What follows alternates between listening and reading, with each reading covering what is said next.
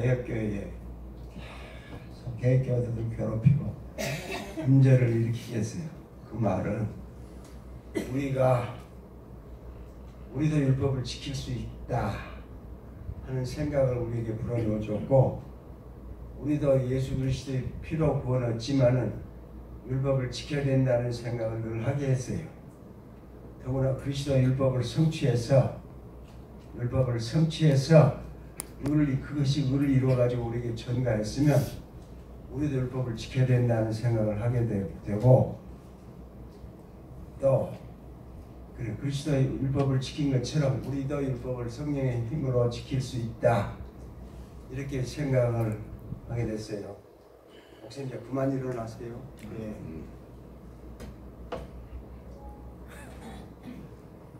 그래서 제가 오늘 김문제에 대한 해답을 제시하려고 나왔습니다.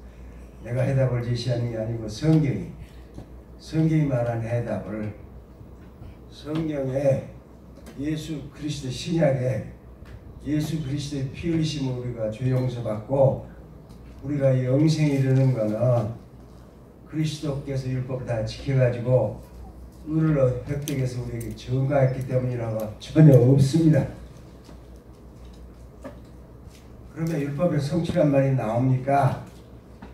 그거 율법의 성취는 구약이 우리에게 요구하는 것처럼 율법을 조문을 다 지켜가지고 성취했다, 그렇게 우리는 이해를 하고 있는데 그게 아니에요. 그리스도가 속죄 제사로 우리의 죄 문제를 해결하면서 그 율법의 요구를 다 성취했어요. 율법이 요구하는 것은 범죄했기 때문에 죄값을 갚으라는 요구예요. 조문을 다 지켜가지고 그래서 의를 이루는 게 아니에요. 그리스도께서 우리에게 의를 이루신 것은 그 십자가에 피 흘려서 죄값을 갚으셨어요. 그걸 믿으면 우리에게 죄를 용서해 주세요. 그렇게 믿음이 바로 의예요. 믿음이 바로 구원이에요. 근데 우리는 그리스도께서 모든 율법 조문을 다 지켜가지고 의를 획득한 것으로 이해라고 가르침 받았어요. 그렇게 가르침 받았어요. 우리가 스스로 생각이 되는 거 아니죠?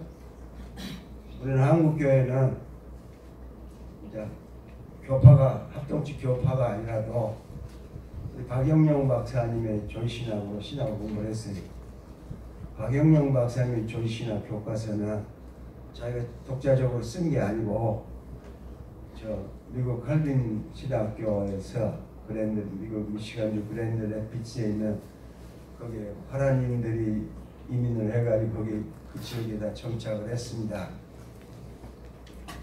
그러니까 우리말로 하자면은 LA가 우리 한인타운이 크듯이 그 미시간 지역은 화란 사람들의 타운이라고 할 수 있어요. 그러니까 그 사람들이 신학교를 세웠습니다. 대학교 세우고 신학교 세우고 칼빈 칼리지, 칼빈 세미나리. 거기에서 루이스 볼커프 오레도로 교실을 가르쳤습니다. 그리고 교장도 했어요.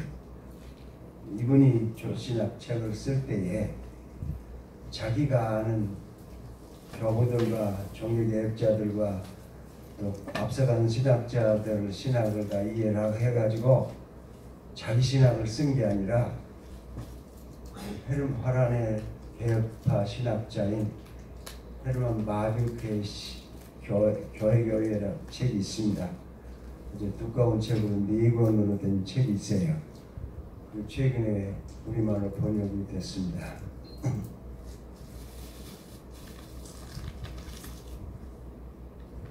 그 책을 요약을 해서 쓴 것이 루이스 볼커프의 조신학이에요.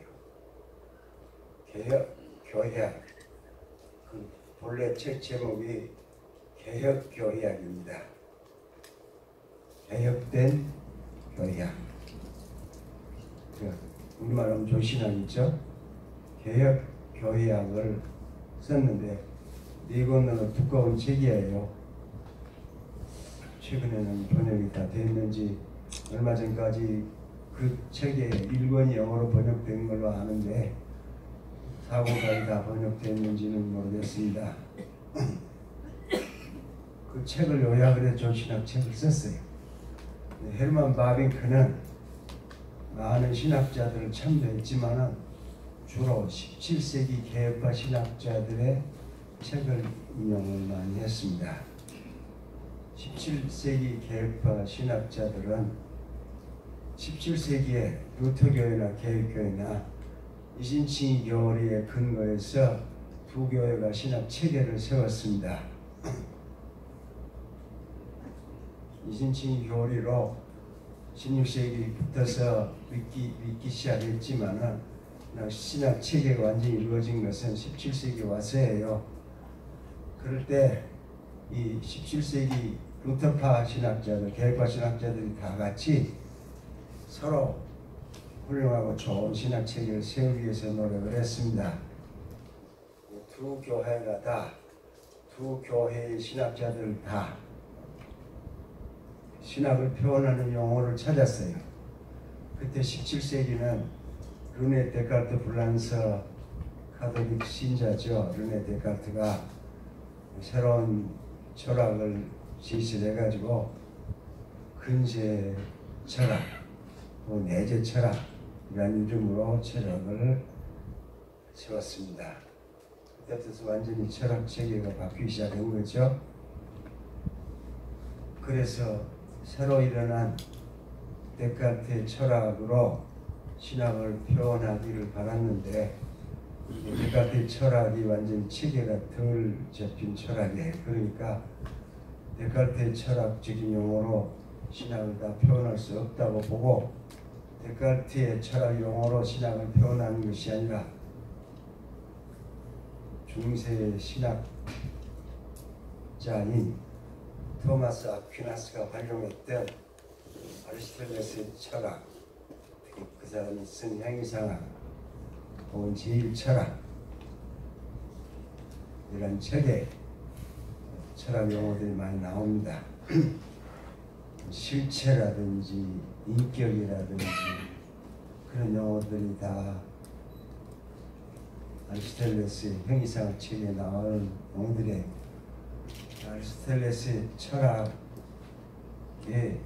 형이상학적인 요소들을 활용해가지고 신학 체계를 세웠습니다. 중세 13세기에 토마스 아퀴나스가 신학 체계를 세울 때에 스콜라 철학, 신학을 세울 때에 제일 많이 인용한 또 근본 바탕으로 삼은 철학자가 아리스토텔레스인데 종교개혁 후예들도 아리스토텔레스의 철학의 용어들로 신학을 표현을 했습니다. 그러니까 17세기 루터교회와 개혁교회가 신학 체계를 세울 때에 아리스토텔레스의 철학을 활용을 하니까 중세 신학자들이 했던 사변이 종교개혁교회, 루터교회와 개혁교회도 많이 들어왔습니다. 그리고 가령 종교개혁이 한사코 반대해서 싸우는 것이 믿음과 행함을 더해야 완전한 구원에 이른다. 왜 믿음에다가 행함을 더해야 되느냐? 의를 받으려면은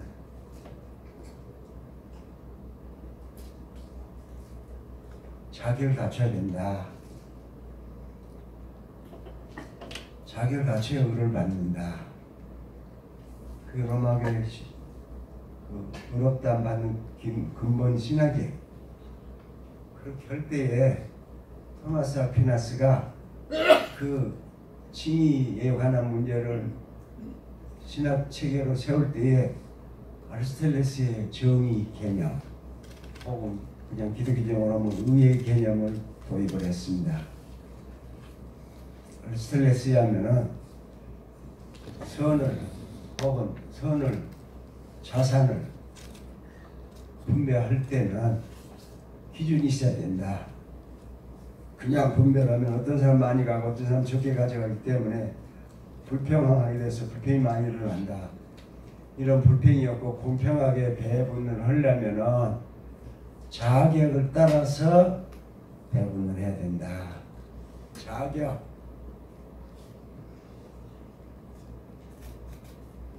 그러니까 토마스 아퀴나스가 자격을 따라 의롭다 함을 받도록 하기 위해서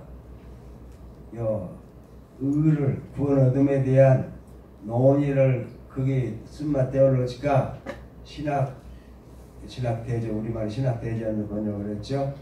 신학대전에 그 표현을 할 때에 아리스토텔레스가 한 정의대로 그냥 우리가 의를 받는 게 아니라 그리스도의 의를 받기에 합당한 자격을 이루어야 된다.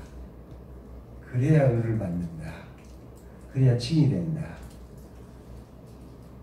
그래서 의를 받을 만한 자격을 위해서 믿을 뿐만 아니라 선행, 고행, 금욕 등으로 자격을 갖추기로 한 것입니다.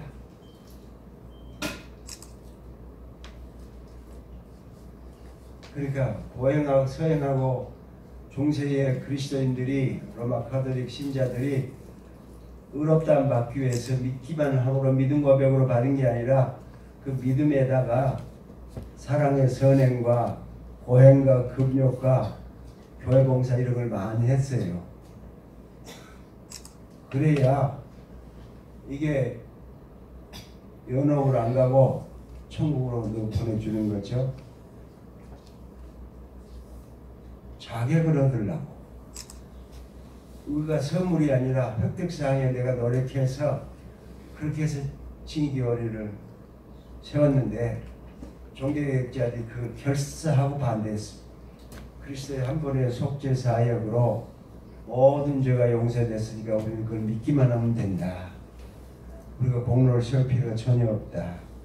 금욕이나 금식이나 고행이나 선행으로 자격을 갖춰서 구원 얻는 게 결코 아니다. 그건 천적 은혜다.